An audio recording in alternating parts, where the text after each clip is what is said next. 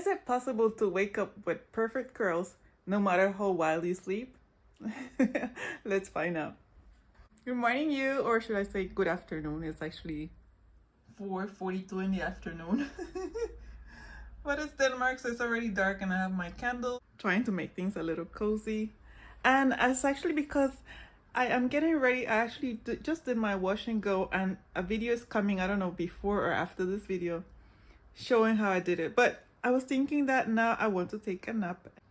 And after your effort of doing your hair, maybe you shingle. I mean, normally my wash and goes are really fast, but I know a lot of people use like a lot of time, maybe half an hour, even a whole hour or longer, doing their curls, putting their leave-in, their gel, their topper gel, their mousse, all that. And you don't want your hair to be ruined just by taking a nap or because of sleeping after all that work, right? So I thought about compiling my five favorite Amazon essentials to keep my hair, my curls overnight. So I don't have the original packaging, and some of these I actually didn't buy on Amazon, but I'll make sure to find similar in Amazon and put the link in the description box if you're interested. So my first suggestion is a satin pillowcase, and this one you put just over your pillow and you don't have to do anything else. And even if you come home tired and you fall asleep and forget and go to bed, it's not going to tug your strands as a cotton pillowcase would. Have you ever fallen asleep on a cotton pillowcase just to wake up with crazy hair? If it's you, drop a "that's me" on the comments. Another of my favorites is scrunchies. This is also a satin scrunchie, and this has made a huge difference on my hair. I use it both to make my hair pineapples, but I also use it when I don't want to have to use a lot of time fluffing my pineapple. So I use it to make maybe 2 ponytails, 3 ponytails. Sometimes I make several.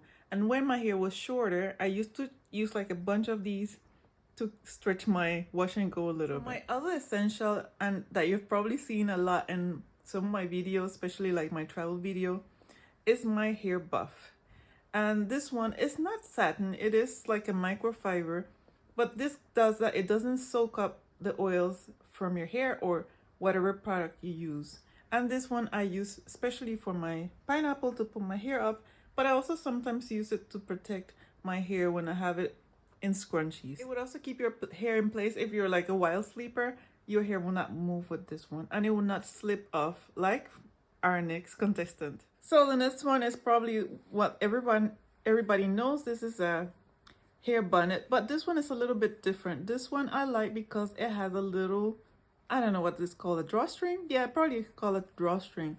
And this makes a difference for it not just slipping off like a regular bonnet. And also I like that it doesn't have like, you know, that harsh elastic at the in the border. This one you can adjust yourself and it doesn't pull on your edges. So, and the last one is my satin scarf. This is actually for clothes, but I use it for my hair because it's really soft, and also because if you're like on a pinch traveling with only hand luggage, for example, you can use it as a pillowcase cover. You can use it to wrap your hair.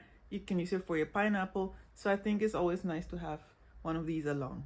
Okay, let me just quickly talk about the difference between satin and silk has a lot of benefits, like it's breathable. So for example, if you're in your 40s like me and you're having hot flashes, it will allow your hair or your scalp to breathe.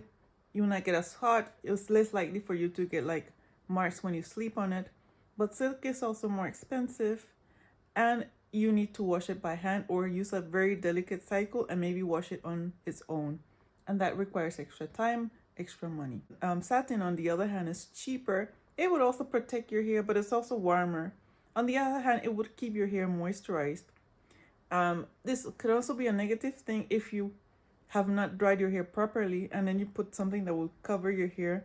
Whatever humidity, moisture that is on your hair that you want to escape is going to stay there. Which one do you prefer? Do you prefer silk? Do you prefer satin, and why? Thank you for staying tuned until now. Excuse my voice, it's a few days later. I'm in Panama City, Panama, and now I have a flu. But I just wanted to share 2 tips about sleeping at night. One of them is that if your hair is still wet when you have done your wash and go, but you want to go to bed and don't have the energy, or you're just too tired to blow dry your hair. And your hair is kind of long, the ideal is to sleep with your hair in a pineapple, high pineapple, and put it on a buff. If your hair is short, you should be able to dry it in a quick amount of time. But if not, a pineapple is probably not going to work for you. You might want to try small scrunchies and make as many puffs as you need to. If your hair is really short, like I'm talking about like teeny weeny afro, you might need at least 5 or so. And another tip is, if your hair is a little bit longer and your wash and go is a few days old, the pineapple might not be the best either, because your hair is maybe a little bit stiff or has a little bit less product.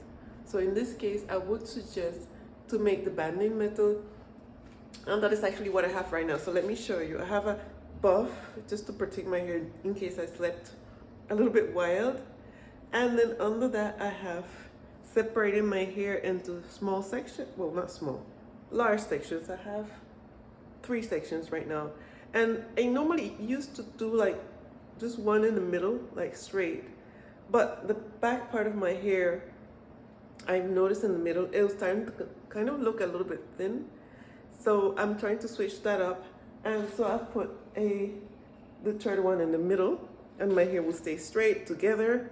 Hopefully I'll have less issues because of parting my hair constantly in the middle. And also I have the bands here, so hopefully my hair is not as shrunken as if I just put on like a bonnet, for example. Sometimes I leave like 2 little pieces here, because sometimes your hair might have a crease from the scrunchies, and that, here it is, that will maybe cover it a little bit, make it a little bit less obvious. But if the crease is like really, if the crease is really prominent, you might need just like to wet your fingers with a little bit of water and just kind of slightly tap it, and it will create a little bit frizz, so to make this little scrunch, they make the crease, I mean, a little bit less obvious. So if you have any other tips you can share with the rest of us, feel free to do so. And also stay tuned, because I'm making a video of how I maintain my hair here in Panama. As you can see, it's a tropical country and it's very humid. So I'll try to see if I can also find some local products that I can try out for you. And I don't know how, if I'll make it to upload this video on time, but if I do, please suggest products I could try from Amazon, because here I have access to American Amazon, so Amazon.com, and hopefully they can make it on time so I can try them before I leave and make a video about it. So I hope you don't mind my face completely on, no makeup, no nothing. It was just like an impromptu video. So if you like this kind of video, make sure to subscribe and let me know in the description. Do you like this more cozy, nothing fancy, impromptu videos, or do you like my more prepared videos? You like both? Let me know. Thank you very much for watching, and thank you to my new subscribers also. YouTube is about to suggest another video like this. I hope you enjoy.